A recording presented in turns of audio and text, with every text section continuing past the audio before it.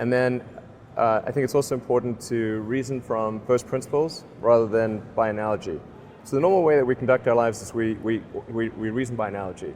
We're doing this because it's like something else that was done, or it's like what other people are doing. Me too type ideas. Yeah, Slight iterations yeah. on a theme, and it's because it's kind of mentally easier to reason by analogy rather than from first principles. But by first principles is kind of a physics way of looking at the world, and what that really means is you kind of boil things down to the most fundamental truths, and say, okay, what are we sure is true, or as sure as possible is true, and then reason up from there. That takes a lot more mental energy.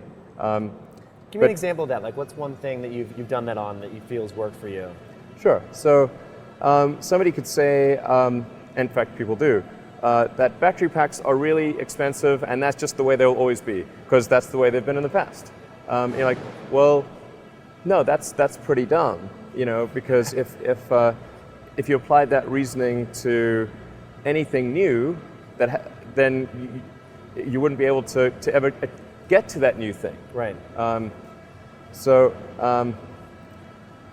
It's like you can't say, horses, nobody wants a car because horses are great and we're used to them and they can eat grass and there's lots of grass all over the place, and there's no gasoline that people can buy, so people are never going to get cars. Right.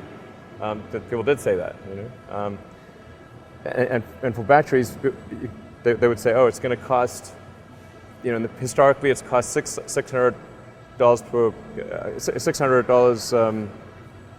per kilowatt hour, and so it's not going to be much better than that in the future. And you say, no, okay, well, what are the batteries made of? So first principles would be to say, okay, what are the material constituents of the batteries?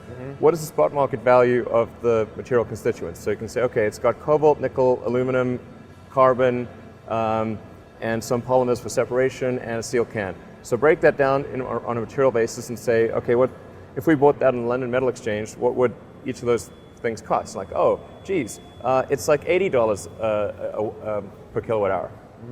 So clearly, you just need to think of clever ways to take those materials and combine them into the shape of a battery cell, and you can have batteries that are much, much cheaper than anyone realizes.